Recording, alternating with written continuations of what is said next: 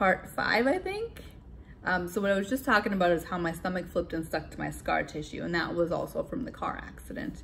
As I said that I moved to Hawaii. I did. I met a man before I moved to Hawaii. I moved to Hawaii, we got married, and we live here still. And he's amazing, sweet man. You know, I'm not gonna say it's 100%, you know, sunshine and rainbows, because it never is, but he's pretty amazing for me. You know, we're complete opposites. It's great.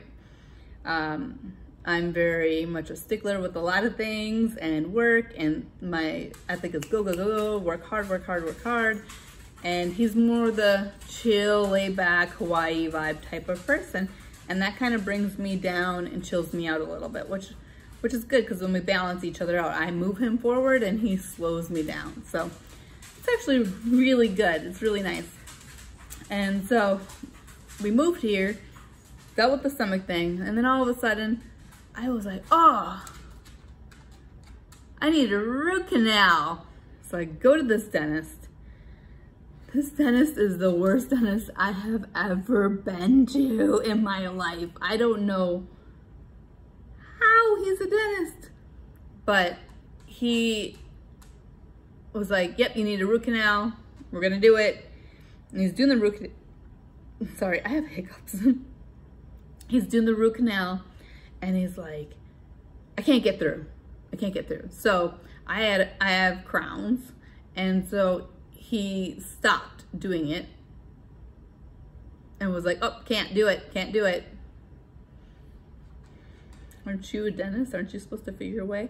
So then he pumps me with Novocaine and he says, I'm going to cut your mouth open. I think you have a cyst here and we need to slice it open and release it. It was like he barely numbed me, and I was in so much pain from the root canal that didn't work on a tooth that was killing me. And then he's slicing my gum open and leaving a hole in it.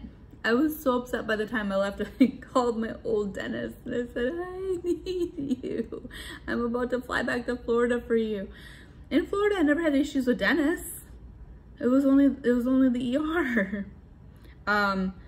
So then I went home. He patched up the little spot before I left. I went home. I talked to my in-laws and they had suggested their person to go to. And so I went to him and he was like, yes, you have a cyst in your jaw. You need to get that taken care of. I don't know if this root canal is going to work. There's something else. You need to go to a surgeon. So he sent me to a surgeon who happens to also be from Minnesota. His name's George.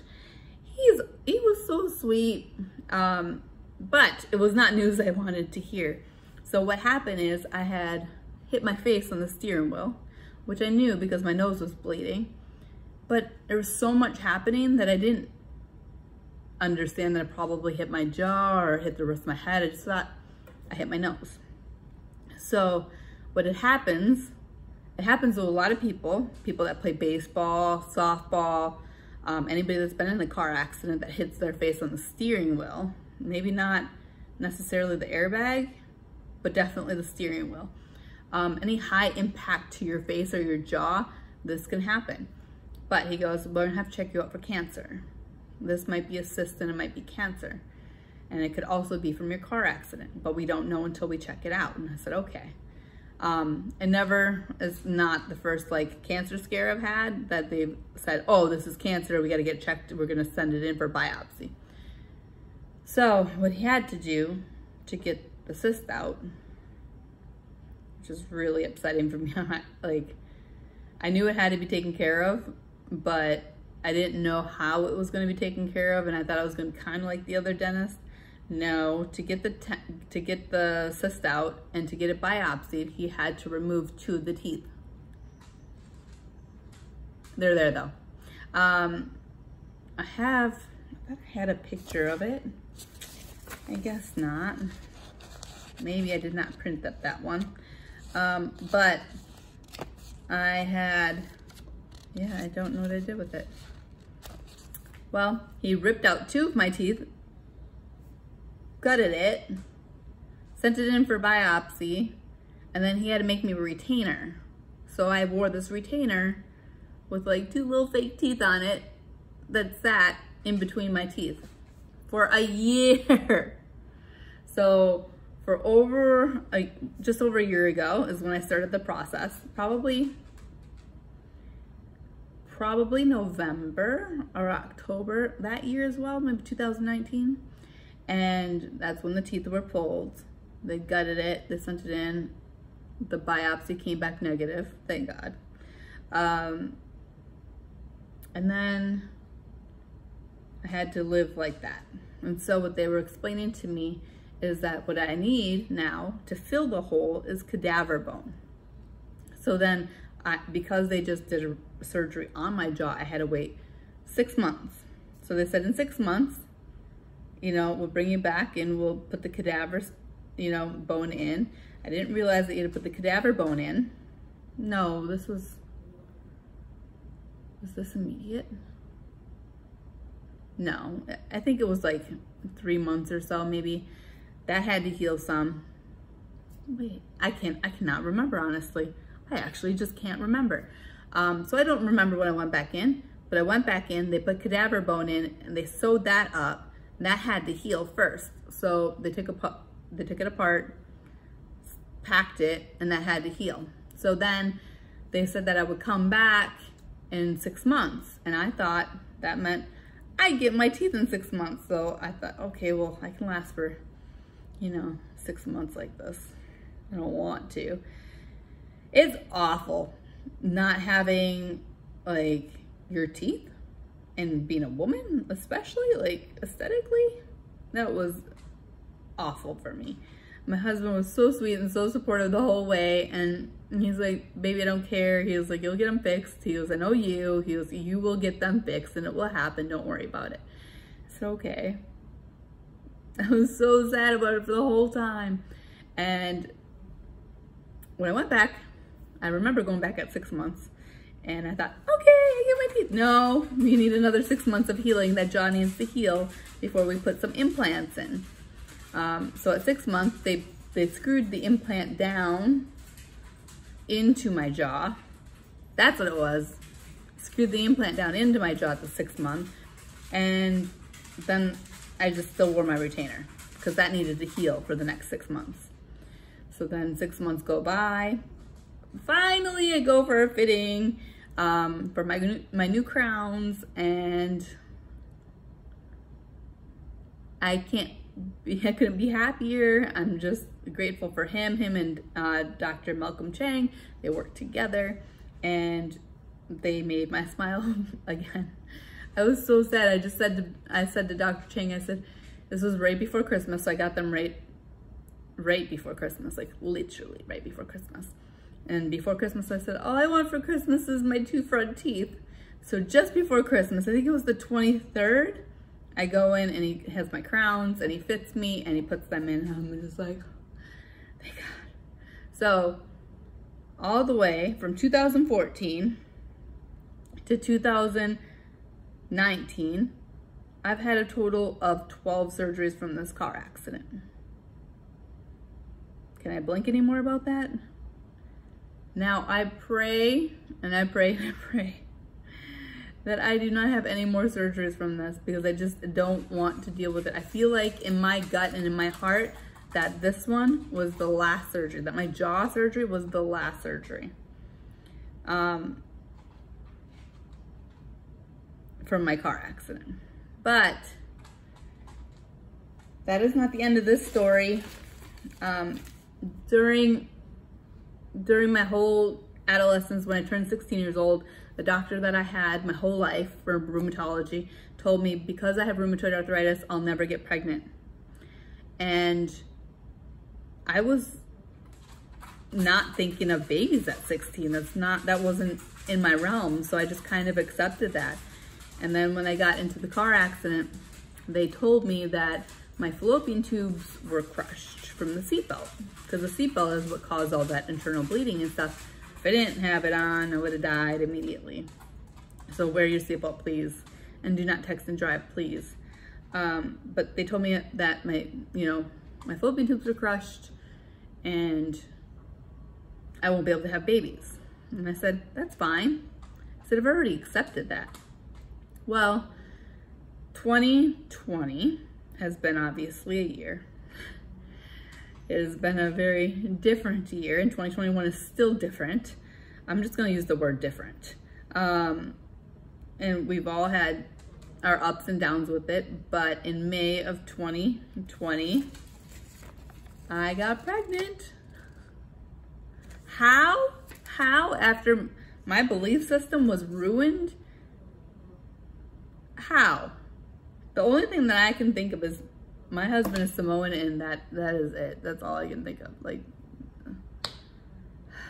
it must be the Samoan. I don't know, but we weren't trying.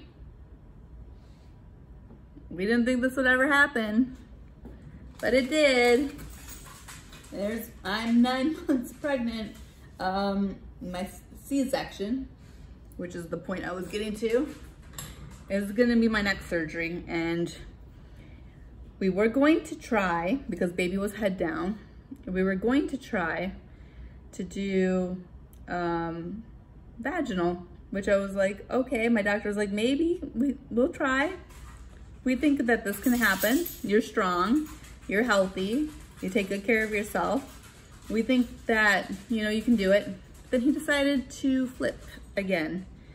And now they've flipped and I'm small and tight with all the scar tissue. They said C-section is definitely the way to go.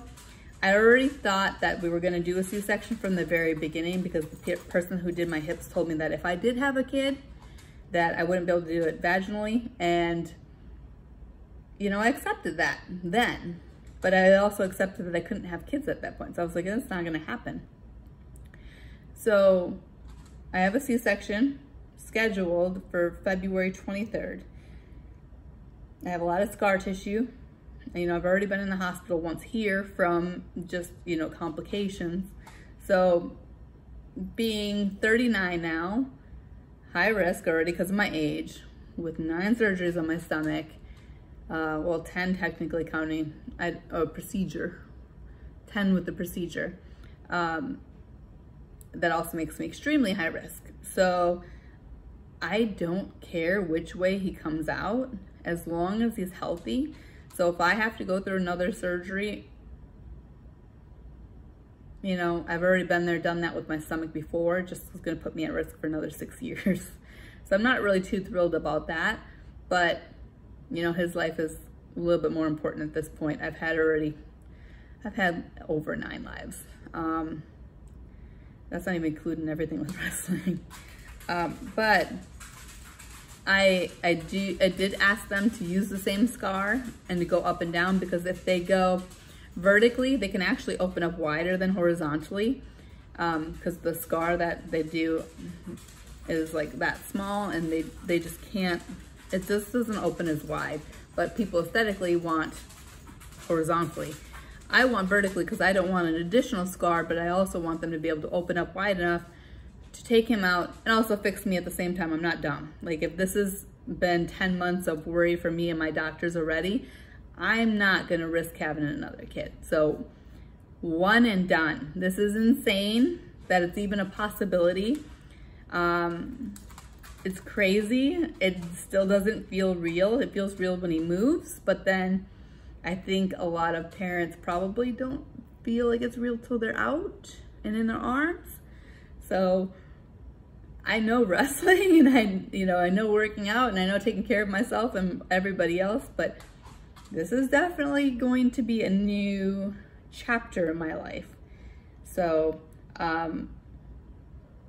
I guess stay tuned to see what happens. Send a little positive energy my way for the 23rd, please. And that is where the update ends right now. If you have any questions, just leave them in the comments. Please check out my Facebook, Bonnie Max Lee, or even better, my Instagram, BMax Fitness. I'm on there a whole lot more, working on there. You can message me at any time you want. Also my website, bmaxfitness.com.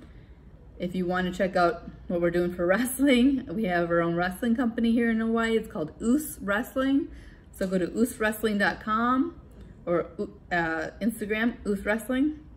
If you're Twitter, you can follow me on Twitter at radiant_rain. That's it, radiant_rain. And Oos_wrestling, I think, or Oos Wrestling 1 for Twitter. So you can follow us there as well. And I post a lot on Instagram. So keep up with everything, keep up with workouts, stay positive, you'll get through this. If, I'm saying a lot, because there's just so much. If there is something that you need or you think that I can help you with, don't be afraid to send me a message. I'm here to listen, and I will definitely keep you posted about the next surgery. Hopefully that goes well. Please send me all your positive vibes and energy. I would love it. Love the support. And I will definitely keep you all posted. Thank you so much for listening. And this one is long-winded, so I'm gonna end it here. Thank you.